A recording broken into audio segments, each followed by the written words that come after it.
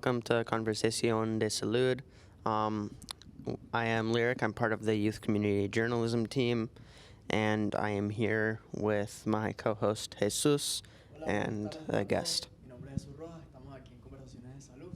Gracias por acompañarnos en este evento. Y bueno, muchísimas gracias. And our guest. Hello, everybody. Buenas tardes. My name is Cynthia Munguia. Mi nombre es Cynthia Munguia, directora ejecutiva de Minnesota Recovery Connection, executive director for Minnesota Recovery Connection, and it's a pleasure to be here. We also have some guests on Zoom as well. Would you like to introduce yourselves?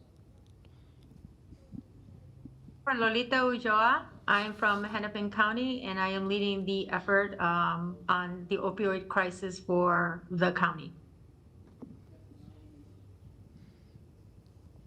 I'm Bridgette Noring. I am the founder of the Devin J. Noring Foundation. I lost my son Devin to fentanyl poisoning at the age of 19, so I'm grateful to be here with y'all tonight.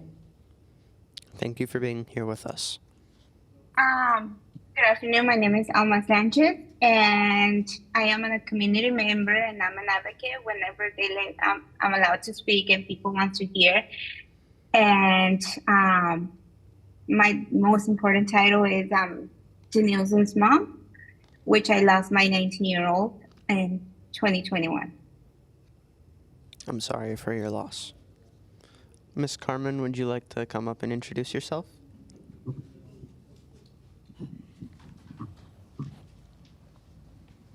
Muchas gracias. Saludos. Gracias por estar aquí con nosotros. Thank you so much for coming here on a Friday evening and sharing conversation on such a difficult subject. I'm happy to see you all here. Alma, bienvenida. Bridgette, thank you so much for sharing your stories. Dr. Colon, como siempre, usted muy importante estar aquí con nosotros. Gracias. Lolita, I can't begin to thank you for all the work you do in Hennepin County, and because of your efforts, that's why we're here today, actually, for your support. So thank you so very much.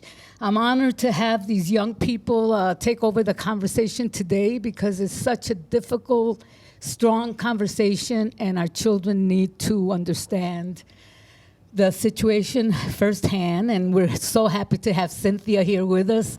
Ella es la primera directora para los latinos aquí en el estado de Minnesota to be able to help us in prevention and treatment and for our children. So thank you very, very much. And I welcome all our guests here, the U of M, and I want to thank all our supporters and sponsors, SPIN, Minneapolis Speak, Human, and of course, our guests, our young people, thank you so much. And so I will pass it on to them and let them lead the conversation. Le doy muchas gracias con todo mi corazón. Gracias. Thank you, Ms. Carmen. Do we have Pastor Jose Antonio? Okay, we don't. This is the land acknowledgement. I am acknowledging as an Indigenous student that we are on Indigenous land that was once Dakota land, and that their treaty with the United States government was not ever respected. So thank you to the Dakota and Lakota people for sharing your land and for all the sacrifices you have made.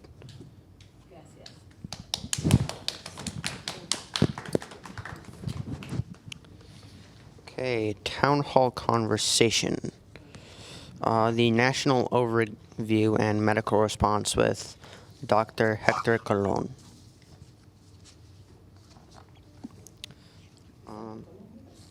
Is Dr. Colon with us? There's two individuals waiting.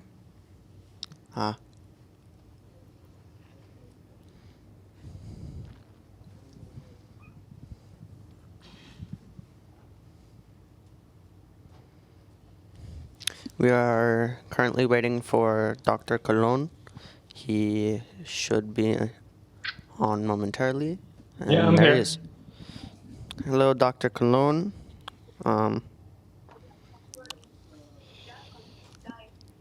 Are you ready for your questions?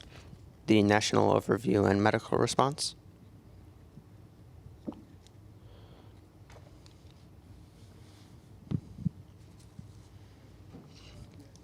Yes, do you ask me a question? Okay. Given your experience in treating adolescents, what unique challenges do young people face when it comes to substance use disorders? So it's challenges for young people. So yes, I mean, I think recognizing that we have an issue. I mean, most of the kids and adolescents start experimenting with drugs before they start abusing them and then having a dependency or substance use. So I think knowing that what they're doing is wrong, because usually they're doing because of peer pressure, a friend is doing it, and the data shows that most of the drug use start at home, right? I mean, with people that they know, and with medication that they find at their home or someone share with them as like a family member. A easy example would be like painkillers, like opioids, like oxycodone, Percocet, hydrocodone, and Vicodin, and things like that. People, have them in their houses. They just misplace them, and the kids find it, and they start sharing between each other. They feel good. They start experimenting, and then when it's kind of late, when we start seeing signs and symptoms of some kind of withdrawal, dependency, is that when we can sound the red flags and alarms, and we start trying to understand what's going on with our child. Jesus, would you like to ask the second question? Thank you. Doctor Colón, buenas tardes. Muchísimas gracias por acompañarnos el día de hoy en Conversaciones de Salud. Bienvenido. Gracias por la invitación. A usted por estar con nosotros. Mi pregunta para usted era, ¿cómo comienza la iniciativa de trabajar con los jóvenes y cómo piensa que esto ayuda a la comunidad realmente? Gracias. Pues seguro, los jóvenes son el presente y el futuro, ¿verdad?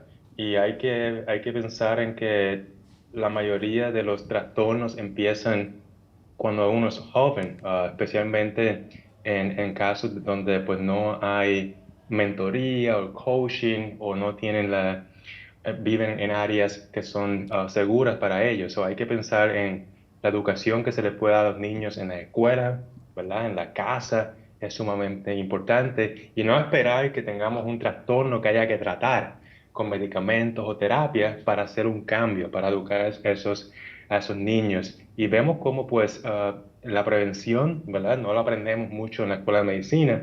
Se habla mucho de tratamiento, de identificar lo que está bien y lo que está mal, pero no se habla mucho en los Estados Unidos de prevención, que es lo que deberíamos estar haciendo en las escuelas, que es educación preventiva, ¿verdad? Y eso yo creo que hace falta tanto en la escuela, empezando desde pre-kinder, kinder, hasta que se gradúen, y después en college. Y hace falta mucha educación a los papás, mamás, abuelitos, que son los que están, ¿verdad?, criando a estos niños. Thank you, Dr. Colon. Sure. What are some common misconceptions about addiction that you believe need to be addressed in the medical community and society at large? That's a great question. I mean, I think addiction itself is something that is misunderstood. And it was not until like a few years ago that we started talking about substance use disorders instead of addiction as a moral education deficit, and like a will issue, that people didn't have the will to stop or the desire to stop using, and they're just choosing to use a drug. So we have identified addiction as a disease in this new model. And we're talking now about substance disorders, o trastorno de uso de sustancias en español. So that makes a big difference. When we're talking about disease, it means like we can control, right? We can treat, and we are more aware of the consequences, not only social consequences as before. People feeling about drugs as ending in prison or dropping out from school, but also as a disease that not only affect the person that's using the drugs, but also the family and society in general. Jesus, do you have any more questions? Yes, I have one more. Bueno, muchísimas gracias por sus dos respuestas.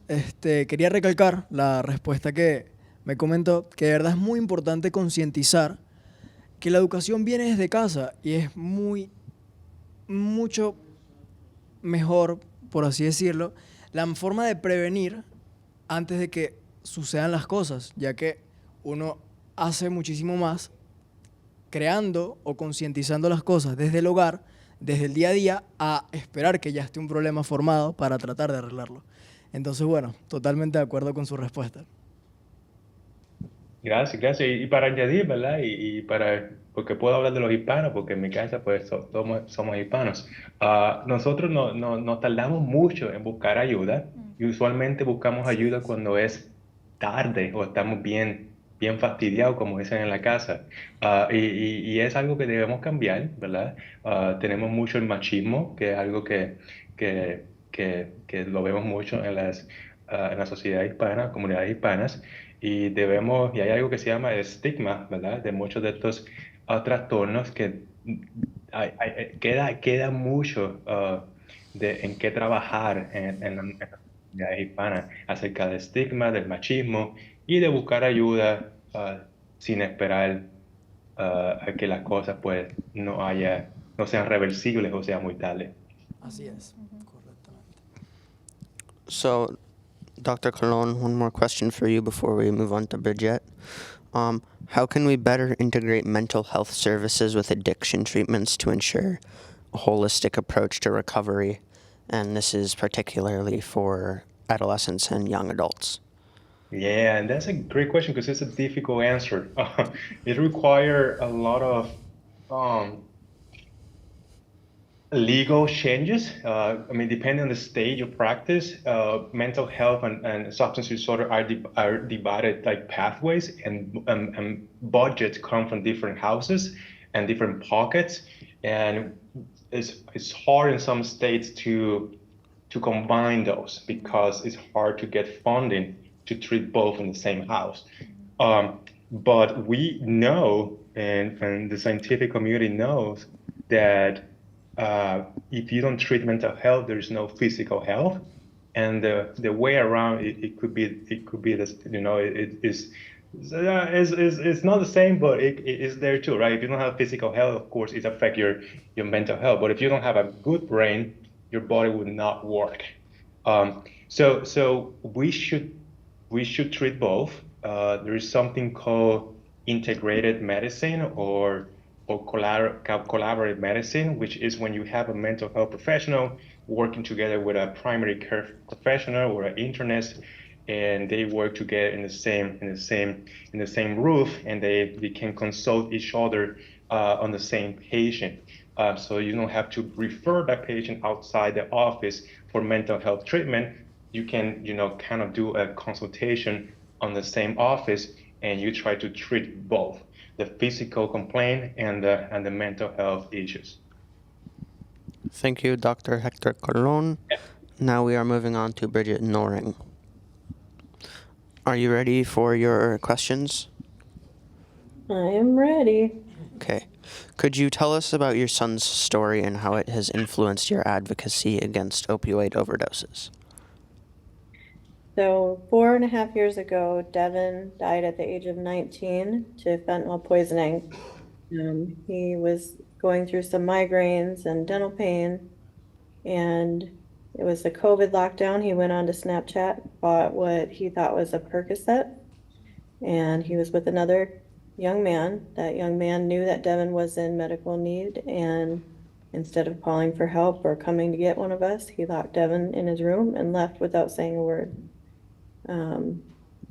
So we jumped in right away into advocacy, both to get the word out into our community, because everything we've learned about this crisis, we learned after it was too late.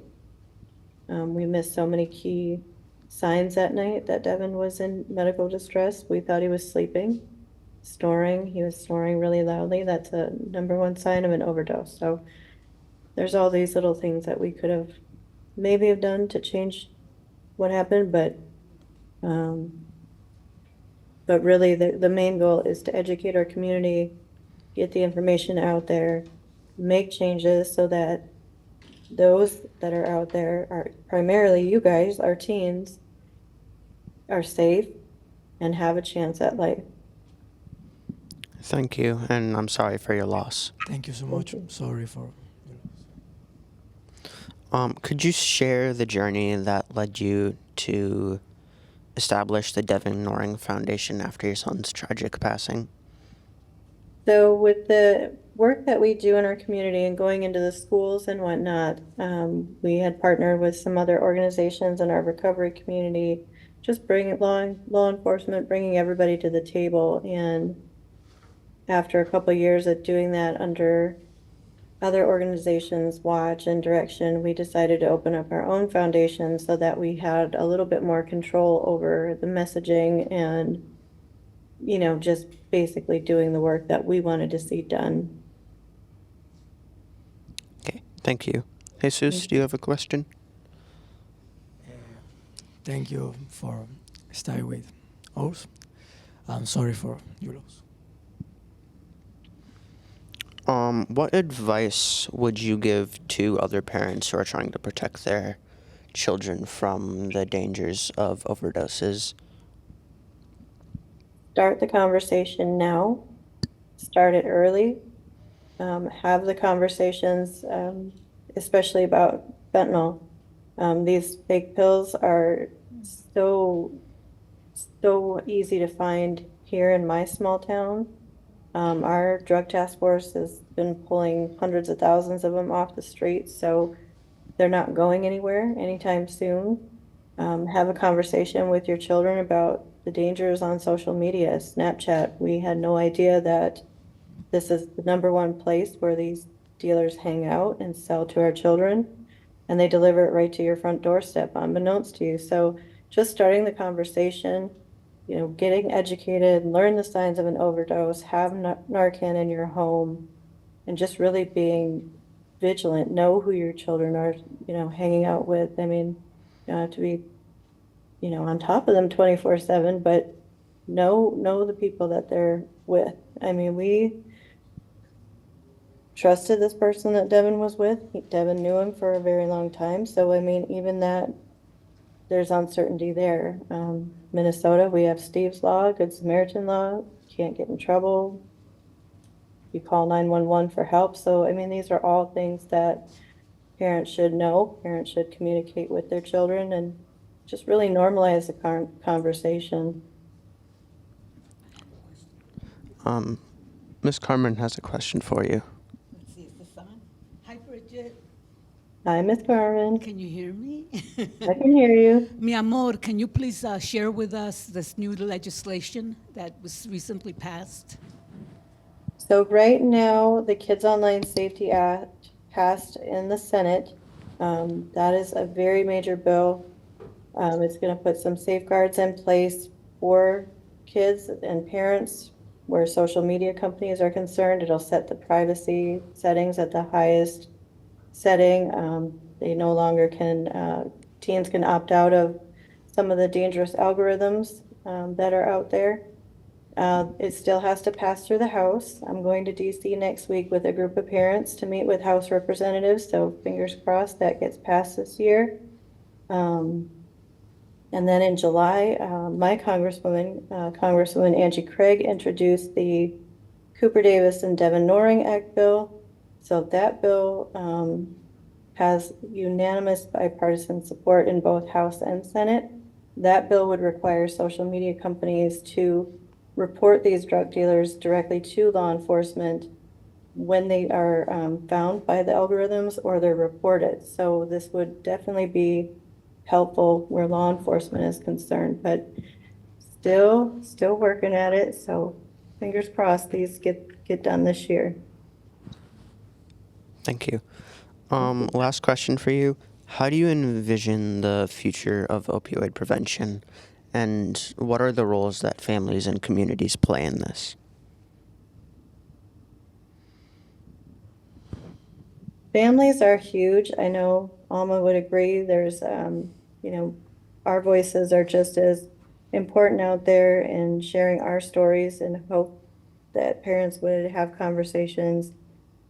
We unfortunately lived the ugly side of this coin where we lost our children, but there's hope in recovery. So we want to make sure that we're helping people get to that road. I would love a day where we don't have to have these conversations. But I'm honored to be here tonight, and I thank you guys, because I think you, the youth, the teens, the young adults, you guys are gonna be a really big driving force in this, because I can go into these schools and I can talk to kids all day long, but when it comes from you guys tune in a little bit better.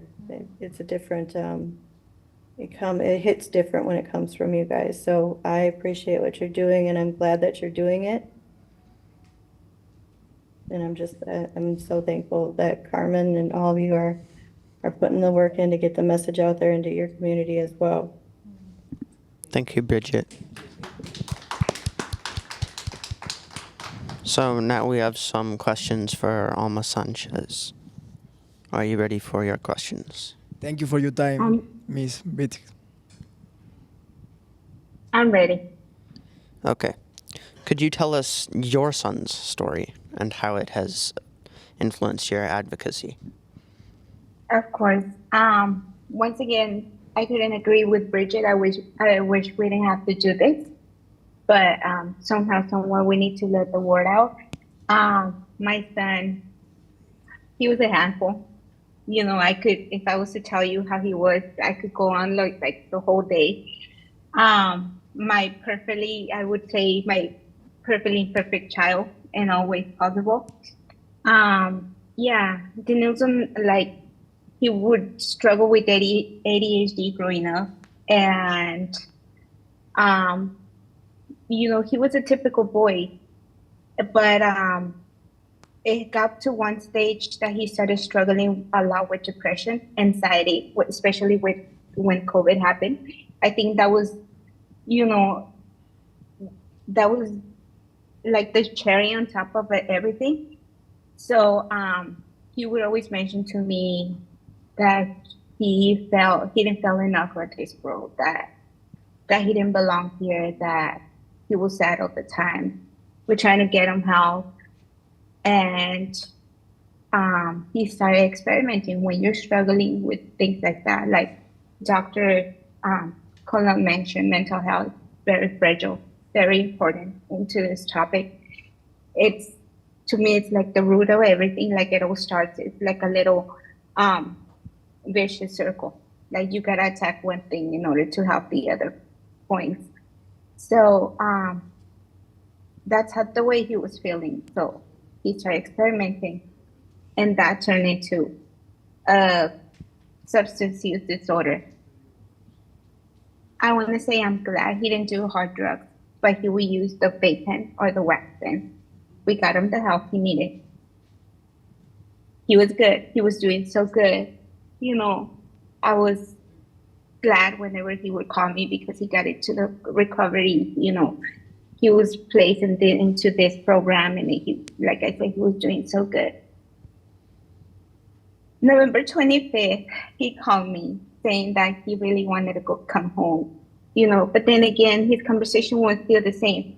But I forgot to mention, in one of those times when he had a crisis, he fell into the hospital and he got prescribed what it's called Adderall to help out with his depression and his ADHD. So he became codependent of the medication. And, you know, like I said, November 25th, there was his last phone call. He really wanted to come home. Mom, I miss you guys. I'm doing so well. I can't wait to go back home. And he told me, you know, he loved me. He misses his family. And he sounded okay. Little did I know, it was that 2 days after he said he checked himself out of the recovery program, because he was already 19. So, and nobody advised me, or nobody had told me that he had to check himself out. But his thought was just to make it home. How do I know this? Because of the police report. So he went off and bought a train ticket, you know, destination home, because that's what they found on his tab. But he never made it home. While making his trip home, he came across this adult distributing, you know, what it's a kind of a pill in which I don't know how much amount of fentanyl the pill had, perhaps maybe half a pill, because they only found fragments, you know, into his stomach. around 9:30, he was found by a bypasser. He was found unresponsive. We don't know for how long my son was down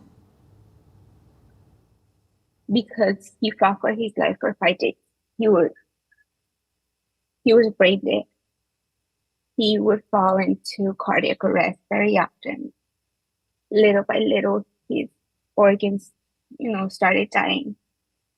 The problem came, it was that he didn't have no cell phone or ID on him at the time he was found because he was, technically he was in recovery and he had to, be clean out of everything.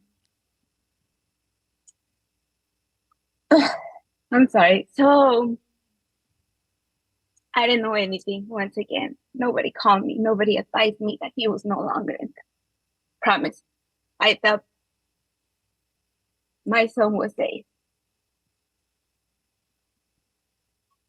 On December 1st, like I say, 5 days after, he was disconnected by the hospital because it is inhumane to keep someone, that is already brain dead, that he was declared officially brain dead after running all the tests that didn't be run. And I didn't find out until 9 days after. And that's because they aired through the news. So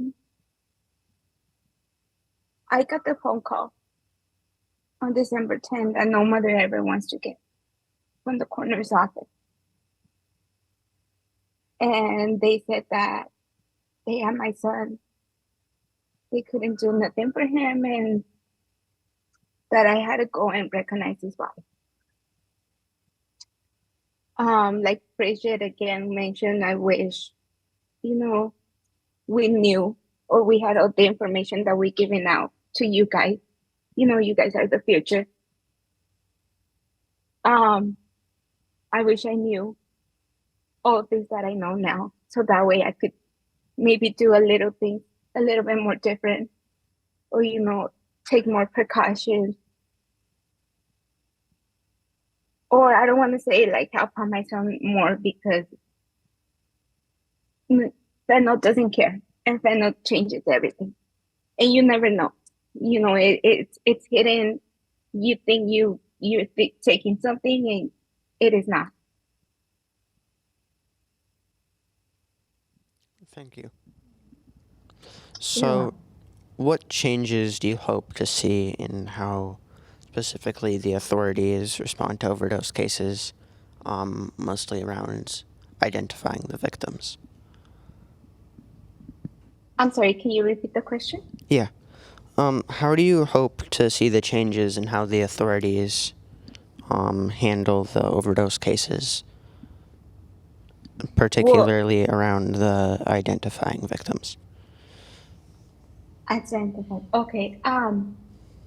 Like I said, we need to get the word out, and also I know law enforcement is getting involved a lot. We are getting a lot of support from the DEA, by doing family summits, which we get, everything, every update that it's been done. There's been a lot of shifting, ever since my son passed until now. So we hope, they keep doing the same thing and support us parents and support the community, just as they've been doing now. Thank you. So, how do you manage to balance your grief and advocacy work, and what motivates you? Okay, to be honest, there's days that I cannot, and I'm pretty sure Bridgette can, agree with me. I cannot participate in life. Sometimes I do take a step back because I feel like you cannot pour from an empty cup, so I need that time to breathe. I jumped too fast into the advocacy at the beginning, so now I'm like a little. I took a step back, but I have 2 other girls, so that's my motivation, and I want my son to see the world through me. And I want to do the things he would do because he mentioned a lot that the main reason he wanted to be okay because he wanted to get the word out. He wanted to help out troubled youth just like himself. And he really, really wanted to be a drug counselor and just go out there and help out whoever needed his help. So that's one my biggest motivation. I feel like he passed the purpose. He just passed on the purpose to me. So I gotta somehow, somewhat manage to keep going with that. Whatever legacy he was aiming to, I gotta keep going. 2 more questions for you. So, what message do you want to send to other families who are going through similar tragedies? Get the word out. Get educated. Education is knowledge, and it's key. Again, I wish I knew what I know now. Use the tools that there's out there that us, that we have the so unfortunate experience that we wish we didn't have to be in this ugly pair of shoes, like I call it. Just use it as much as you can. Always have Narcan in hand. Always, nowadays, it's like having a Band-Aid. Even though you don't need it, you never know. Maybe the neighbor next door, maybe someone at the school pack up your kids with Narcan. That's my best advice. Just get educated and use whatever is out there at its finest. Thank you. So, in your opinion, what are the most urgent actions that need to be taken by the community to combat the opioid crisis? And the stigma. A lot of the times I feel that stigma has a lot to do with it because I haven't up to this day, you would think, okay, I know there's many information, many PSAs out there in the TVs everywhere you go nowadays. Like I said, things have shifted ever since my son passed away. But still parents out there that they don't even know what we're talking about. I have encountered, they're like, what are you talking about? What is Narcan? What is it for? It's so like, and a stigma and start the uncomfortable conversation. Thank you. So, yeah, thank you for your time. Hola, muchas gracias por tu tiempo, por tus respuestas, y quería agregar que De nada. gracias por estar aquí con nosotros y compartirnos este suceso y estas circunstancias tan complicadas que por este medio podemos evitar que más personas pasen por un suceso así tan difícil y que antes de llegar a un extremo peor, tratar de prevenir las cosas. Entonces, gracias por contarnos este suceso y que sepas que estás ayudando mucho a la comunidad a prevenir futuras situaciones parecidas. Gracias y lo siento. Gracias a ustedes por tenerme aquí. Ustedes son el futuro. Usen todo lo que nosotros les estamos dando. Porque es algo que no se le desea a nadie. Muchas gracias. Muchísimas gracias, de verdad. So, we now have some questions for Cynthia. Hello there. So, can you talk about the role that the Minnesota Recovery Connection plays in supporting individuals and families? Yes, and thank you for having me here. Thank you, Carmen, for inviting me to speak here. One of the things that Minnesota Recovery Connection has this year, or this past year, as of July of last year, 2023, is representation that is very diverse within Minnesota Recovery Connection. And one of the things that we can do now is go out into the community in our language, in Spanish, because we didn't have that before. And I want to put that out first. As an executive director for Minnesota Recovery Connection, I'm also a woman in long-term recovery, and I get really choked up by your stories because I'm a mom, and I'm a mom of 7 and a grandmother of almost 14. And of the 7 children that we have, that we share, 5 of the 7 suffered from mental health co-occurring disorders with substance use disorders and co-occurring mental health disorders. So when I hear Dr. Colon talk about we keep that very, very separate, that is true. It's as far as funding goes. It's a very separate funding stream. However, as an RCO, as a recovery community organization, that doesn't stop us from providing service, not just in English, but also in Spanish to our community, bringing awareness, bringing education to the community, and supporting our community members suffering from co-occurring disorders, substance use disorders with co-occurring disorders. My first language is in English, pero igual también puedo hablar en español. Me defiendo. And so and I'll take it in English here, but as we are moving forward as an organization, not only are we building out the bilingual program that just started in January for Minnesota Recovery Connection, but we're expanding that program. We're expanding it to Northfield. We're expanding it to Long Prairie. We're expanding it to our communities here in the 7-county metro area. We've translated materials. We've hired staff that speak both languages, English and Spanish. And we are just taking this bull by the horn and we're saying, you know what, we're here. And we're here for a purpose. And we're going to go do the job that we've been called to do. As a mom of 7 and a grandmother of 14, I also, as a youth, struggled. A very turbulent very turbulent youth, childhood, going into my youth. So now you look at this woman that's sitting here, but this woman was a troubled teenage runaway at 14. Wound up getting married, having 4 pregnancies, and was a widow by the age of 19. So I always said, you know what, I'm just the Latina Loretta Lynn. I just don't write music. I can sing it badly, but I don't write it, right? So I had my own challenges. I wound up getting into drugs and alcohol, and I stayed in that space to medicate myself because of my own journey, my own experiences, my own traumatic experiences that I had that I didn't know, and I didn't have the mentality or the education or the maturity to understand how to navigate those murky waters of substance use disorders that, by the way, I didn't know it was a substance use disorder, and I didn't know I had a mental health disorder. So what do? I seek the support of alcohol and drugs.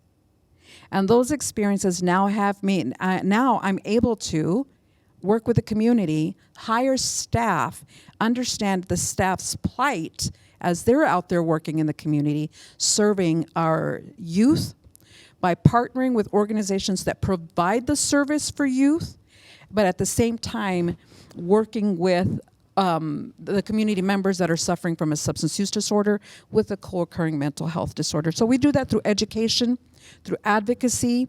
We do that through providing like Narcan. We have that. We need that. We are right now, as we speak today, launching our very first taller, which is a workshop for our Spanish-speaking community members, moms, grandmas, dads, over at Clues, Friday nights from 5 to 7 p.m. to educate them and bring this knowledge to them so that moms will have this very thing that my colleagues didn't have. That's what Minnesota Recovery does right now. Thank you. So what strategies have been the most effective in reducing the disparities of opioid treatment and prevention services? Education, but also relationship building. Because when we're working in the community and we're building relationships, with the individuals that are getting treatment, estamos colaborando y estamos estableciendo relaciones con personas en la comunidad, estamos teniendo esas conversaciones, estamos agarrando esa confianza. And so as we build relationship and we build trust with our community members, they can get empowered to say, you know what, I may not be ready for treatment, but at least I know that I can talk to Cynthia. I can talk to you. I can get some resources and stay alive one more day. That is our ultimate goal, is how do we keep our community members that are suffering from this terrible disease alive one more day. Thank you. So, oh, my bad. What are some of the most successful strategies your organization has implemented in addressing? We did that one. The strategies was education and relationship building. Brain fart. Wonderful. I love youth. How can we ensure that recovery services are accessible to all, especially in those underserved communities? Absolutely. Very good question. By being available to provide these services for free. We provide services every day of the week, not just Minnesota Recovery Connection as an RCO, but there's multiple RCOs within the state of Minnesota, 23 if I'm not mistaken to date, that are providing peer recovery services, that is one-on-one services with individuals that are suffering from a substance use disorder.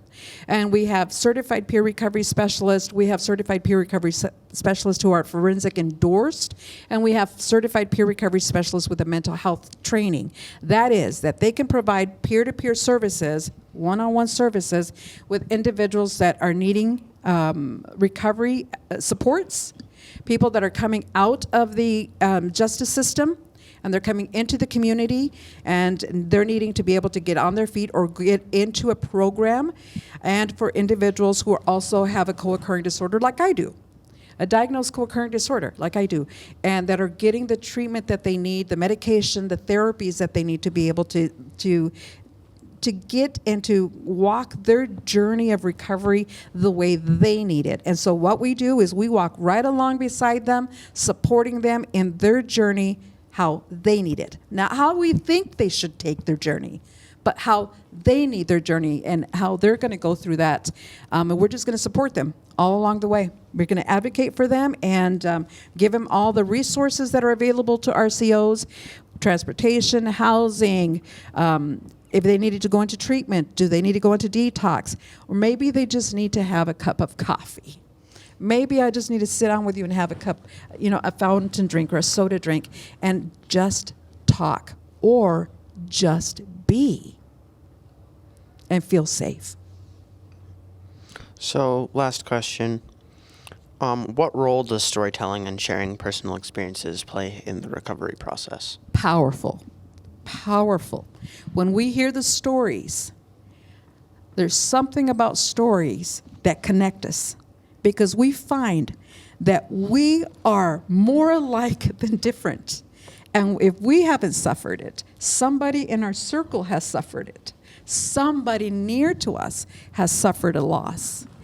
When we talk about our children and we talk about our personal experiences, the person that's sitting in front of me, they can say, okay, you get me. You get me. I hear you. I see you. You understand me.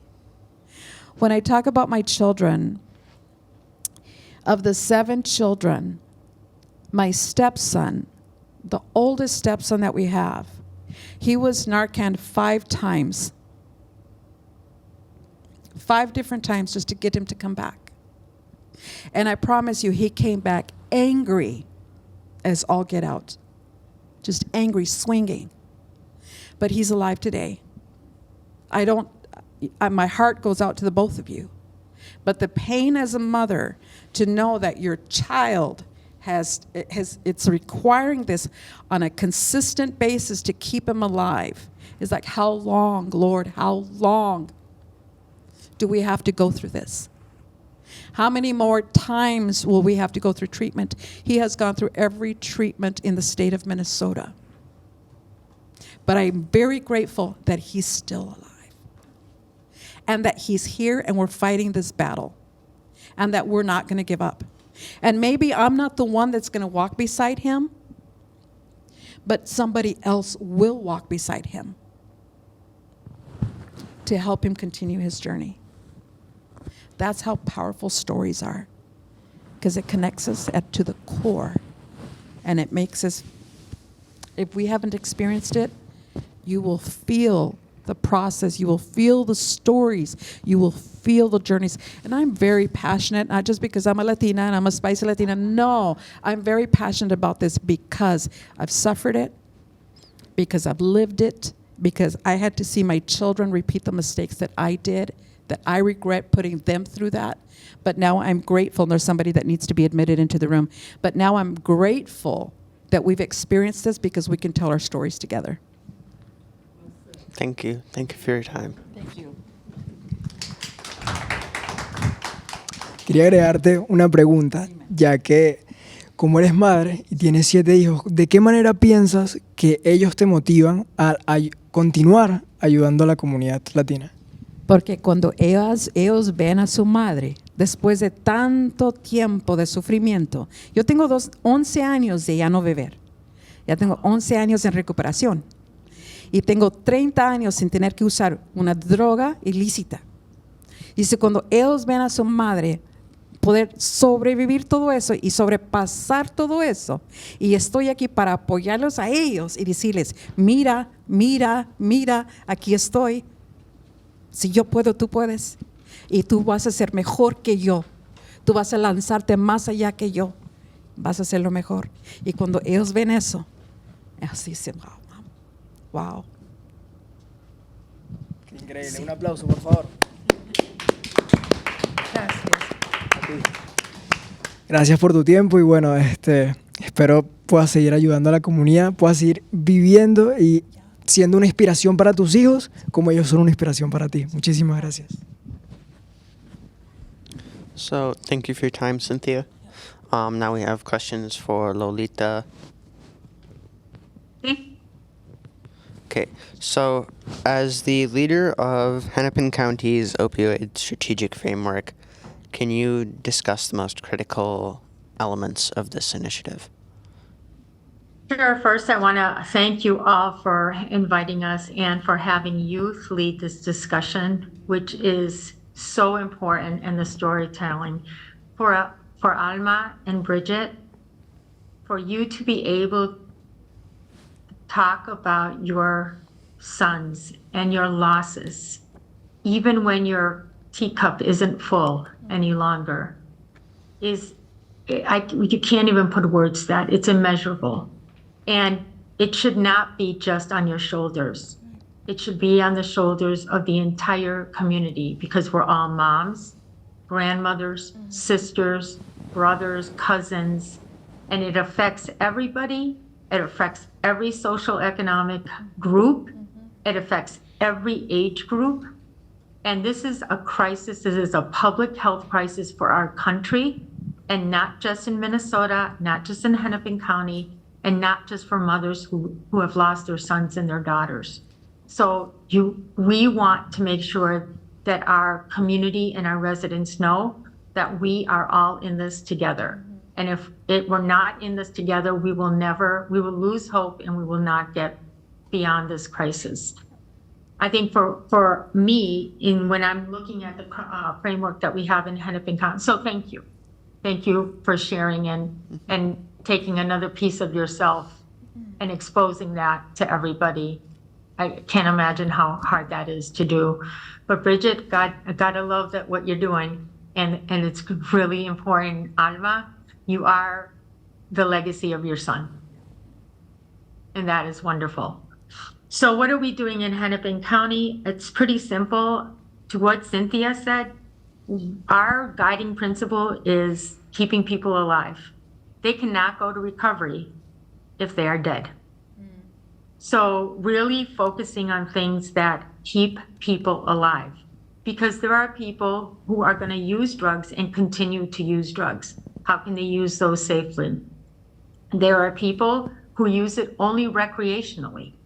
So maybe once or twice in a year, and it's that second pill that they take that has 1 grain of fentanyl, which causes the overdose. How do we keep that person alive?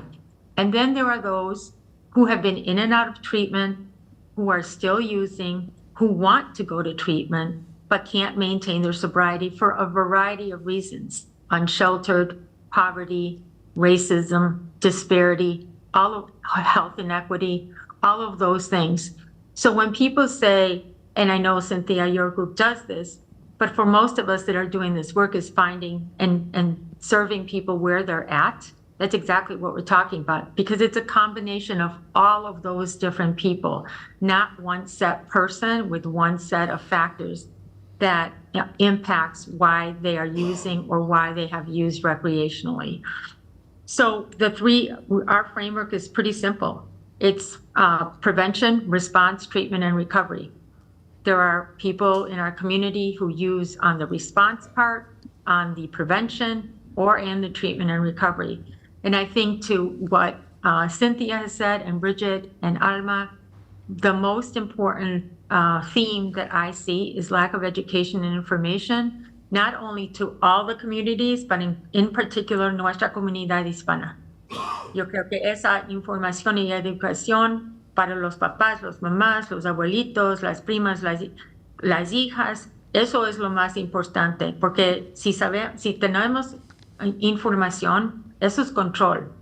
Siempre tenemos tanta manera, y nuestras familias latinas somos somos cerca con todos y somos dramáticas y tenemos pasión con todos, especialmente la familia. Y es importante que no vamos a ser una comunidad que no quiere aprender, que no quiere saber lo que está en los hechos de los niños o de los hermanos. So I think those are kind of the fundamental things. It's prevention, response, treatment, and recovery. We do it with a racial disparity. You cannot ignore that African Americans and Native American community are the most affected, not by a little, but by a lot. And then closely following that is all the communities of color. And our community, in particular in Hennepin County, has seen an increase of about 4% from 2 years ago in overdose deaths. So we know que en nuestra comunidad ya se está aumentando todas las muertes que tenemos por los opioides y el fentanil, que están en las píldoras, que están en los usos. Entonces, teniendo la información, la educación es lo más importante ahorita que yo pienso que estoy viendo en el trabajo que estoy haciendo. Miigwech, thank you. So, what strategies have been the most effective in reducing the disparities in opioid treatment and prevention services? For me, the themes that I am seeing is that there has to be a collaboration between the government and community agencies. The government cannot and will not do it alone, and the community agencies cannot and will not do it alone as well. If we're not in partnership, both in funding, in services, in community involvement, listening to the community and people with lived experience, listening to the youth, we are going to go nowhere. Mm-hmm. So the community partnerships are one of the most critical things. In lieu of that, for those of you that don't know, there was a lawsuit against the pharmaceutical companies. And in that lawsuit, there were allocations that went to states, cities, and counties to fight the opioid crisis, to fight this public health crisis. The county, our county, received about $70 million that will be extended through 2040. That's an incredible opportunity for us to do amazing things, enhance the things that are working well, and then add our community partners. So currently, Hennepin County has 41 community partners that are sharing in almost $9 million of funding. That's for 2 years that will end at the end of 25, but we are going to start the new solicitation of proposals in early spring, and then we are going to refund and fund additional community agencies. Along with that, we've enhanced and funded additional services internally. So child protection, the county attorney's office, the sheriff's office, behavioral health, all of the county departments, the government offices that do this work day in and day out, and they want to help more. They want to collaborate more. They want to offer more services. So we've been able to fund them as well. So I think that's important. The community voices are important. The other thing that we have to do is we have to be based in fact and evidence. We have a lot of data. The data is very conclusive but also inconclusive, because what we don't always have are the stories. And the stories are just as important as the data. In some ways, more important, because there are nuances in Bridgette's story and Alma's story that, if not for a conversation, would not have us think about how do we frame this strategy to be more effective. If you guys, if the youth aren't telling us what you need, what is working, what isn't working, it's hopeless, because you are our future. You are the voices that will take the information. You are the people that impact the youth more than anybody, as Alma was saying. They can hear from me, but I'm 40 years older than most of the people I'm talking to, and it's better coming from you. And also, the other function is starting to identify trends. So right now we have a trend, and the trend is cocaine and fentanyl being laced in the cocaine.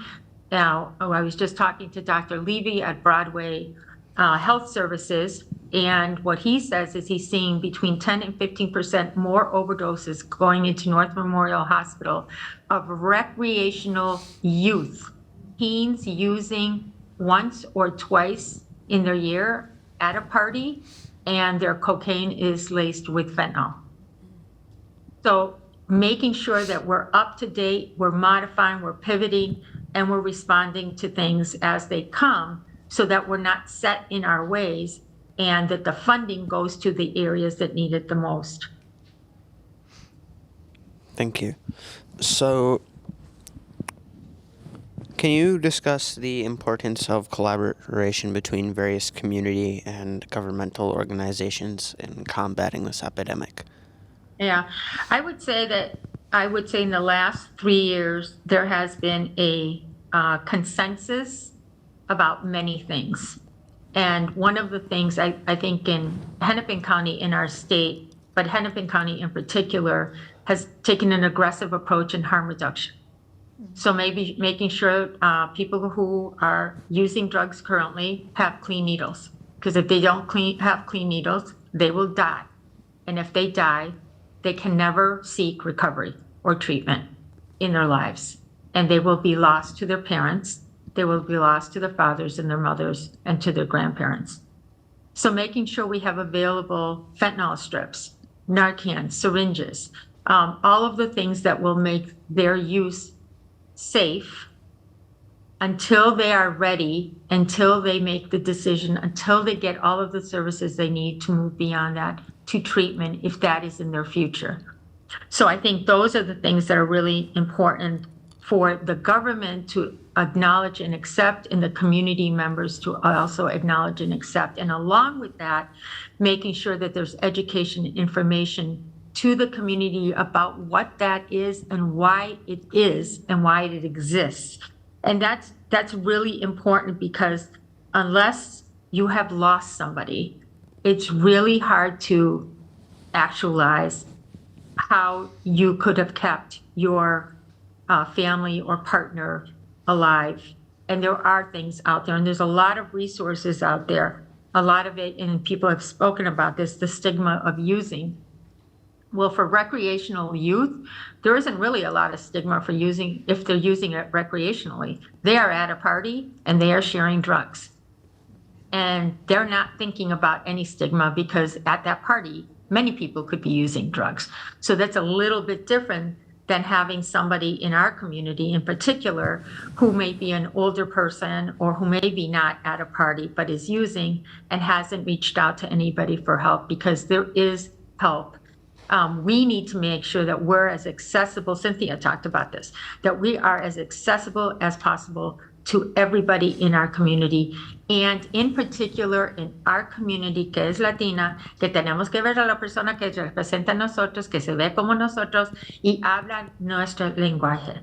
Si no tenemos eso, es bien dificultoso de hablar de un asunto tan importante y tan crítico con vergüenza que muchas personas tienen. Entonces, saber y tener la oportunidad de hablar con alguien que, o sea, que es de nuestro país o de un país latino, eso es increíble, eso es lo más importante. Entonces, Cynthia, nosotros vamos a hablar después de esto, Yo voy a llamarle, pero lo que usted está haciendo, le juro que es una cosa tan importante. Una cosa que no tenemos mucho ahorita en Minnesota y en el condado de Hennepin, no tenemos muchos doctores que son hispanos en esta área y también enfermeras. Y eso es lo que es bien importante. Y el doctor también habló de mental health y en esa área también no tenemos los profesionales que necesitamos para nuestra comunidad. Entonces, eso es una área en que si no tenemos esos médicos, esas enfermeras, sabe que las agencias son los más importantes porque las agencias son las personas que tienen los empleados que hablan español y que son de nuestros países. One last question. How can the public support Hennepin County's efforts in preventing opioid misuse and assisting those in recovery? Well, that's a great question. I consider myself part of the public. My job is part of the public. I'm a resident too. I have as much obligation as everybody else, and I feel that I have a responsibility, not only in the job that I have, that I'm honored to have, but also as a resident of Hennepin County, as a woman, as a mother, una Latina. Todas esas cosas me hacen la persona que soy resident y el público también. Pero yo creo que totalmente cada persona, cada familia necesita informarse de lo que está pasando ahorita. Y esa información y educación es lo que va a hacer la diferencia en que si el crisis comienza, continúa, o si nosotros podemos hacer realmente algo que se lo va a impactar lo que está pasando ahorita. Entonces, yo creo que el público, esto es un crisis público de la salud. Y si las personas aceptan eso como el crisis que es, eso es lo más importante. Yo creo que eso está pasando, pero, ay Dios, pasa it's so slow that sometimes you lose hope. But what I don't lose hope because there are stories, there are programs that are making a difference, little by little, step by step. And I'm hoping that when you all are in your 30s, you will look back, you two young men, you will look back at this program and you will have another program and say, you know what, when we were this age, we had this program and look how things have changed. I hope that's your future, the youth's future. Thank you. Amen. Thank you for your time. Thank you for your time. Bridgette, we have a few more questions for you.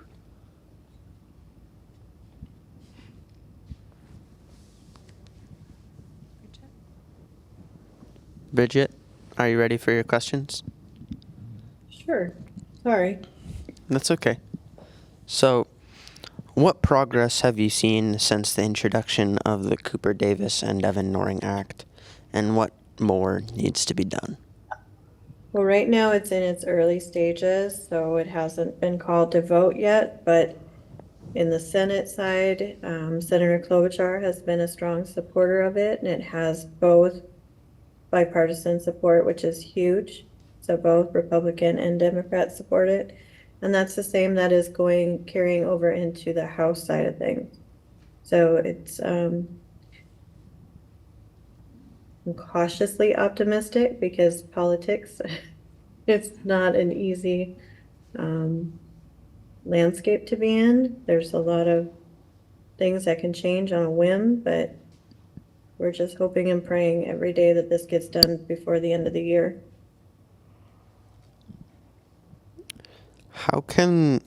Next question.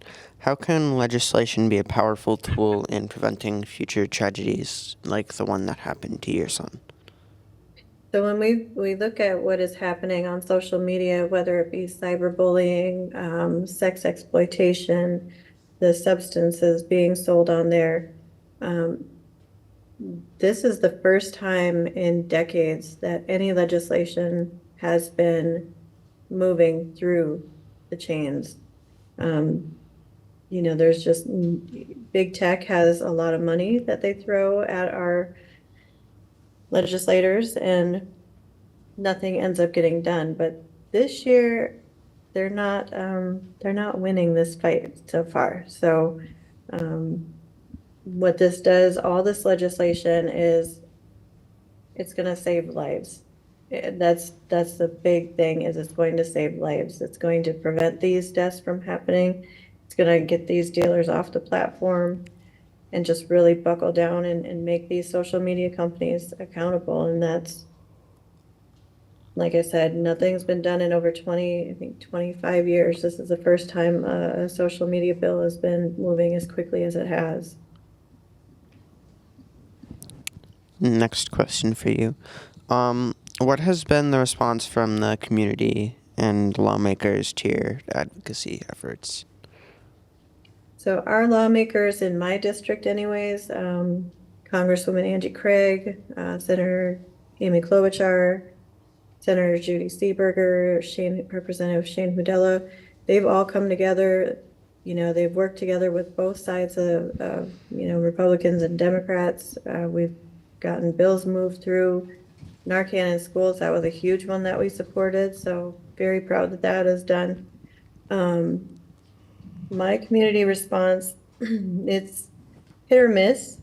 There's still families out there that don't think that this can happen to them. I actually just got a call yesterday that we lost another 25-year-old in my small town. So it's still happening. It can happen.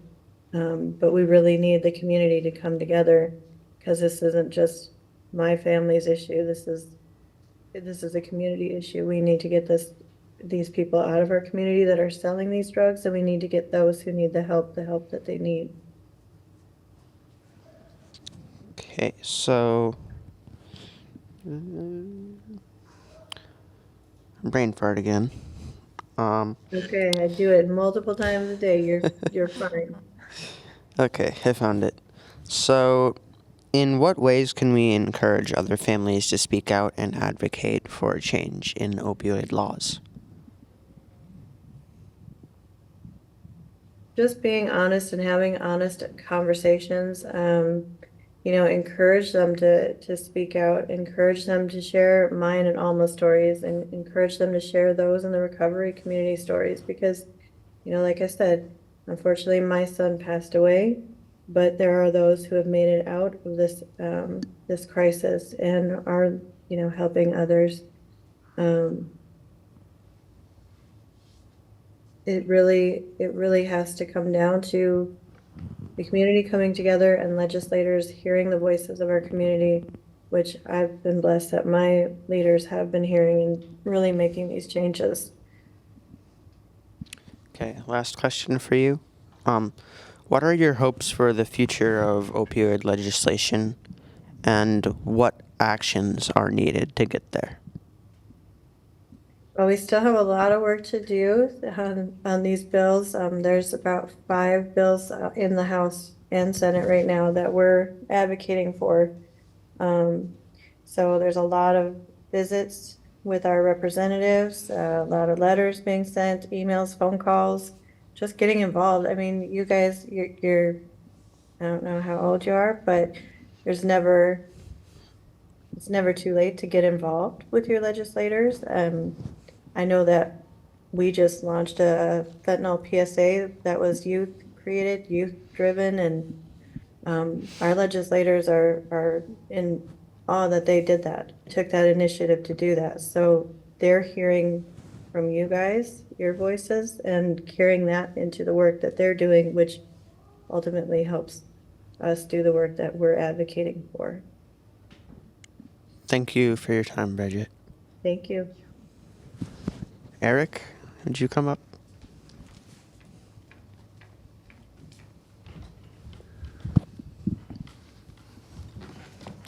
So, Eric, I have a set of 5 questions for you. How does the Youth Community Journalism Institute empower young people to engage with and address critical community issues like the opioid crisis? Yeah, thank you, Lyric. Thank you, all the guests today. I want to thank everyone for being here. It's a very difficult subject, and very it's inspiring to hear all the people talking about it and who have lived experience with it and the solutions that we're trying to find. That's the whole reason we started Youth Community Journalism Institute. My name is Eric Ortiz, and I'm the founder or executive director of Strong Mind, Strong Body Foundation. It's a youth and community development organization. And in the spring, we started the Youth Community Journalism Institute to build off of our Community Solutions Program, which is an intergenerational leadership and youth development program that identifies problems in the community, with the support and guidance. We help youth create solutions for those problems. And it's very action-oriented. We started the Strong Mind, Strong Body Foundation after the pandemic, just seeing with all the problems that were with youth. We want to provide some more educational and economic opportunities for young people. And so this is a way that we're doing it through journalism. I believe it can be a very powerful tool to create change, and with youth leading that change. So the way we teach community journalism is, identify a problem and then use fundamentals of good journalism to report on that issue, and then mobilize community support to hold powerful people accountable for issues, problems, to create solutions. That's our goal, is to really create solutions. So what Bridgette was talking about getting legislation passed, that's what we want to do, is help get legislation passed. We want to help get funding and money to go to where it needs to go to help create solutions for the opioid problem, for the opioid crisis. These are epidemics that are very critical. This is just one, but there's a lot of others in the world today. And, we're really hyper-focused on communities. How can we at the local level help create solutions for local problems, community issues? We believe that community journalism can change the world. It starts in the community at the ground level. And so we really want to empower young people with the tools of journalism, good journalism, ethical journalism. I have 25 years in journalism and over a decade in community journalism, and really been focused on how can we lift up underserved communities whose stories are not being told. The whole story is not being told by traditional media, legacy media. A lot of voices are not being heard or ignored or misrepresented. We want to change that. Youth are one of those marginalized communities and underserved communities, and that's why we started the Youth Community Journalism Institute, to empower them, to give them a platform. So the way our program works right now, we have a few different initiatives. We have one with schools where we create an online school newspaper, teach students, middle school students, the fundamentals of community journalism, give them a platform where they can talk about what's going on in their community. That's how I met Lyric, who goes he's in South High School now as a freshman, but he used to go to Ella Baker School. And it's a school in our neighborhood, about 2 blocks from where I live, in Minneapolis, uptown Minneapolis. And so started working with their youth in our Community Solutions Program, and then we started an after-school program in the last spring. Started Ella Baker News, which is an online school newspaper for them. And then this summer, we started an online youth community journalism micro-internship program with Speak Minneapolis, which is a community media center in Minneapolis. Today, we're at St. Paul Neighborhood Network, SPIN, a community media center in St. Paul. And we're going to be alternating each month, doing this monthly show with youth. This is all produced by youth. You don't see the control room, but we have a 9-year-old who's the director of this show today. We have some camera people, camera operators, 14-year-old from South High School, and Jesus and Lyric. They're both in high school, 10th and 9th grade. And this is, all youth-led, learn by doing. And that's really our motto, is how can we empower youth to help create healthy communities for everyone. So it's really exciting. Thank you. So how do you mentor young journalists to approach sensitive topics like addiction with empathy and accuracy? Yeah, empathy is more important than ever now. Just really putting yourself in other people's shoes and feeling what other people feel is really hard. We want to convey that and really teach that, but it's giving them opportunities like this to talk about difficult subjects, to research those difficult subjects and report on them, learn about people who are doing good work, connect them to people who are doing great work, who have lived experiences and really have experienced, issues that are really difficult. This is one. When our first program during the summer, other issues that the youth were talking about were immigration reform, reducing gun violence, public safety, health. These are all really critical issues, and how do we get young people to really understand them is by giving them opportunities to learn about them in a new way, engage them in a new way, and this is a way to do that. In addition to what we're doing here today, we have community events monthly where we're going to be connecting the issues today to bringing more experts so that we can connect the community and engage in new ways, to really use journalism in new ways to create solutions. Right now, local news across the country is also in a crisis. There's a lot of lack of trust, a decline of trust in the news and media across the country.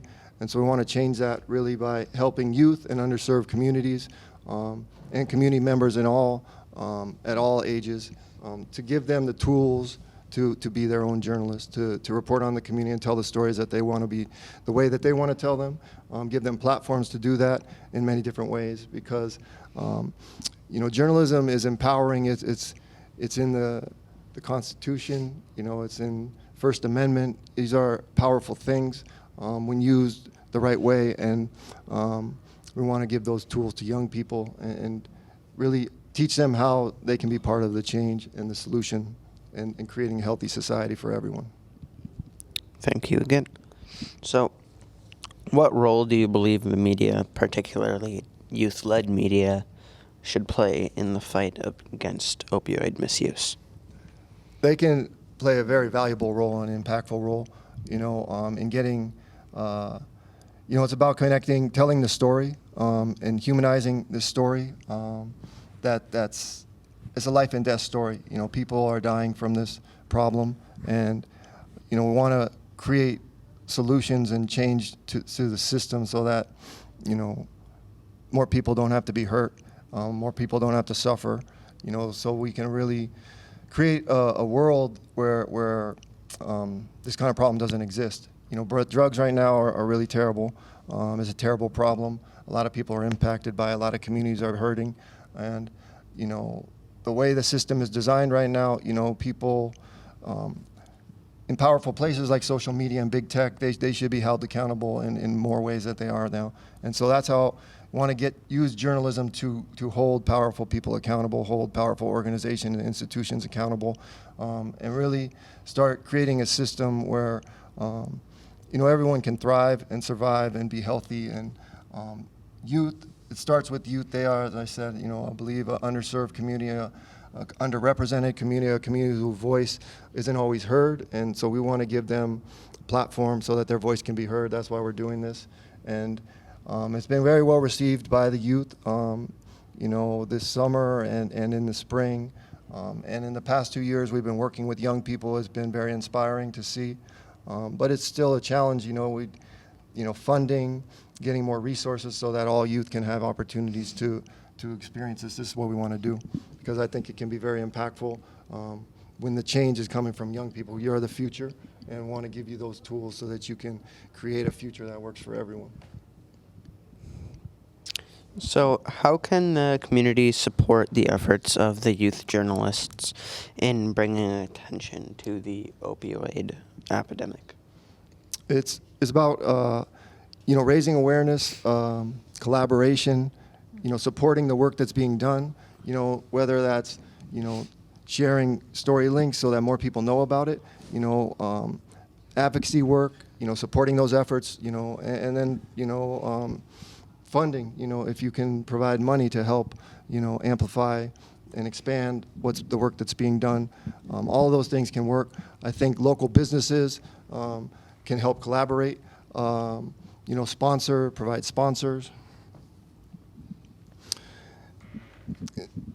sponsorships, collaborations, partnerships, connect organizations that are doing this great work. That's why connect experts, from the community with youth, bring them into schools, so they can get more educational opportunities and learn about this. Start younger, start at kindergarten, preschool. I think, figure out ways that you can connect with young people at all ages. Bring our program is intergenerational. I think, connect them to elders and community elders, community leaders, community stakeholders. Connect them to people in positions of power. I think it's all about bringing people together. When you bring good people together, good things can happen. And I think media can play a very powerful role in that. I think media today, there's a lot of opportunities to do better with journalism, with media, and that's what we want to do, is create a model that works for everyone. What future projects do you have in mind for the Youth Journalism Institute? So we want to just grow this institute. Right now, we started in the spring. We're in a few schools. We want to be in every school in the country. That's the goal, is to be in every school so that everyone from K to 12, maybe even preschool to 12, has a pathway to equitable journalism opportunities.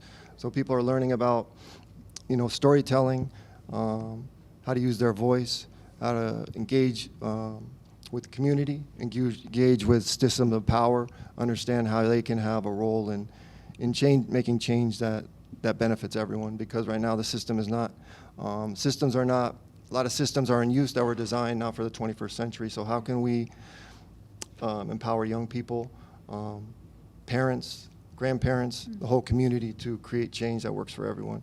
So opioids, want to continue looking at issues that are critical issues that are impacting the communities. Opioids is one. Gun violence. How can we help reduce gun violence? That's a huge another epidemic. Environmental changes. Anything that is a critical issue, we want youth to have a hand in reporting on those issues and then creating change for those issues. How can we use journalism as a vehicle for change to create solutions? We're going to be doing these shows monthly. Every month, on the first Friday of every month, we're going to be alternating between Spin and Speak. So next month, we're going to have a show focused on public health, bringing together experts. And then we're going to have monthly community events on the third Saturday of every month. So our next event is going to be on September 21st, Cedar Field Park in Minneapolis. It's going to be a Harvest Moon Community Solutions Festival, looking at the Roof Depot, celebrating that environmental justice victory, and bringing together community organizations that are helping create solutions so that we can create more solutions in the world. We want to continue doing this work, getting more schools, getting more communities, and really give more people more opportunities to do journalism, to create change, create solutions. Thank you, Eric. Mr. Eric, I have a question. He trabajado estos últimos meses junto a usted y de verdad puedo decir que es una persona fantástica, con una gran iniciativa, y me enorgullece decir que trabajo de la mano con alguien como usted. Pero quisiera saber de dónde sale o desde qué momento nace esta iniciativa por arropar a la comunidad al journalism. Gracias. Sí, es una pregunta excelente. La comunidad, todas las comunidades necesitamos más oportunidades para aprender y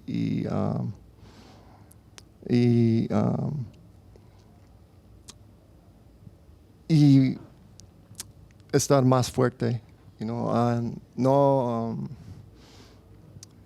Hay mucha injusticia en el mundo y queremos cambiar eso y crear más justicia para toda la gente.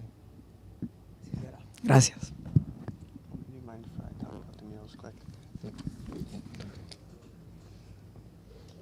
So there were murals at the high school I go to, and these were very important murals to the indigenous community because we have had a very long and very hard history that involves schools, first with boarding schools, to strip us of what we were taught by our elders, by our ancestors, by our parents, and to try and quote-unquote civilize us.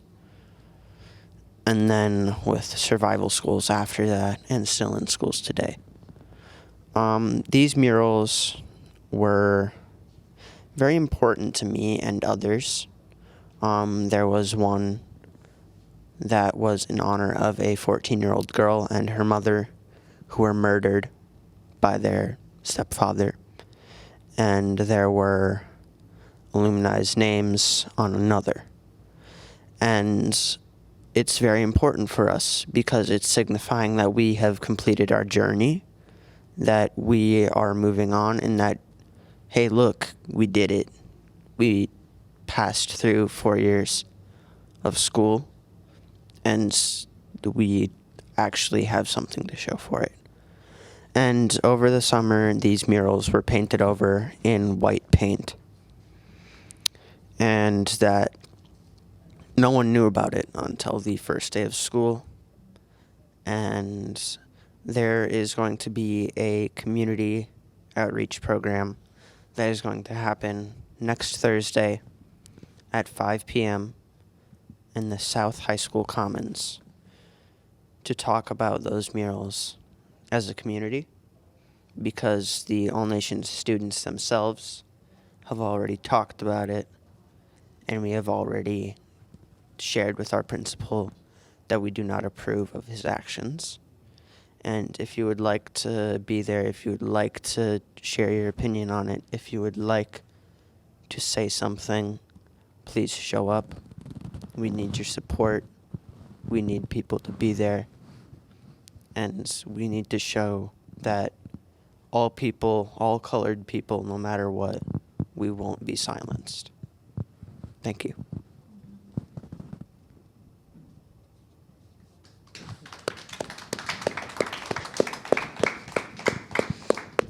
We cordially invite all of you to go to our website, minnesotarecovery.org, and look at our events for our Walk for Recovery. We will kick it off September the 10th with a Rally Caps for Recovery, and that is at a Twins game, Tuesday, September the 10th at 6:45 is the start of the game. We will all be there. There's some tickets there that you can register for. And then on September the 21st, the same day that Eric is doing an event, we're having our Walk for Recovery, our annual Walk for Recovery, and that's at a state capitol where we get about 5,000 people coming through. This is my ask. This is my ask for the Latino community. There has not been a presence at the Capitol in a very long time when we're looking at recovery efforts. Show up.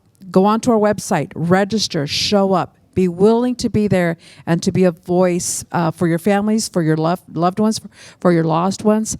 And then we'll wrap it all up September the 30th with a gratitude breakfast at Augsburg College, just being grateful for the work that's being done in the community to date. Thank you. Thank you.